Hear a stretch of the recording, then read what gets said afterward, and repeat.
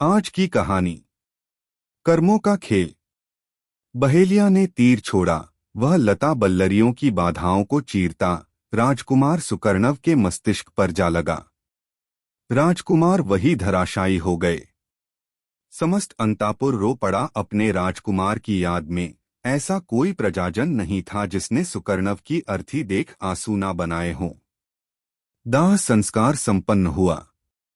पुत्र शोक अब प्रतिशोध की ज्वाला में भड़क उठा और महाराज विनुविकर्ण ने कारागृह से बंदी बहेलिया को उपस्थित करने का आदेश दिया। बहेलिया लाया गया।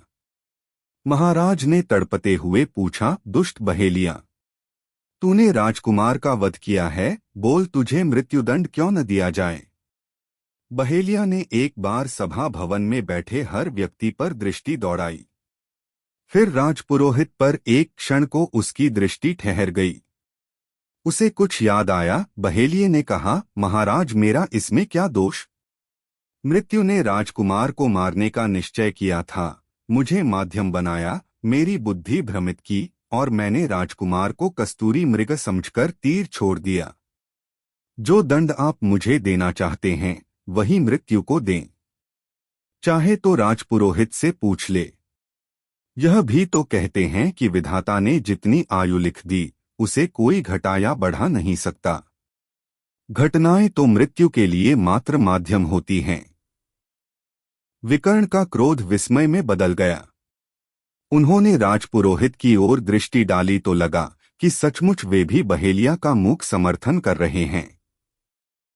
उन्होंने मृत्यु का आह्वान किया। मृत्यु उपस्थित हुई। महाराज ने उससे पूछा, आपने राजकुमार को मारने का विधान क्यों रचा।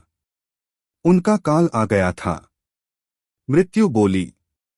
तो फिर काल को बुलाया गया। काल ने कहा, मैं क्या कर सकता था महामहिम। राजकुमार के कर्मों का दोष था। कर्मफल से कोई बच नहीं सकता। राजकुमार ही उसके अपवाद कैसे हो सकते थे। कर्म की पुकार की गई। उसने उपस्थित होकर कहा, आर्य श्रेष्ठ, अच्छा हूं या बुरा, मैं तो जड़ हूं। मुझे तो आत्मचेतना चलाती है, उसकी इच्छा ही मेरा अस्तित्व है। आप राजकुमार की आत्मा को ही बुलाकर पूछ लें, उन्होंने मुझे क्रियान्वित ही क्यों किया। और अंत में राजकुमार की आत्मा बुलाई गई। दंडनायक ने प्रश्न किया, भंते, तुम कर्ता की स्थिति में थे, क्या यह सच है कि तुमने कोई ऐसा कार्य किया जिसके फलस्वरूप तुम्हें अकाल कालकबलित होना पड़ा। शरीर के बंधन से मुक्त, आकाश में स्थिर। राजकुमार की आत्मा थोड़ा मुस्कुराई, फिर गंभीर होकर बोली, राजन, पूर्व जन्म में मैंने इसी स्थान पर मांस भक्षण की इच्छा से एक मृग का वध किया था। मृग में मरते समय प्रतिशोध का भाव था। उसी भाव ने व्याध को भ्रमित किया, इसीलिए व्याध का कोई दोष नहीं, ना मुझे काल ने मारा है।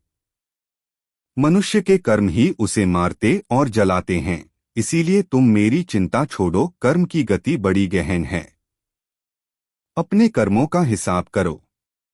भावी जीवन की प्रगति और उससे स्वर्ग मुक्ति सब कर्म की गति पर ही आधारित है।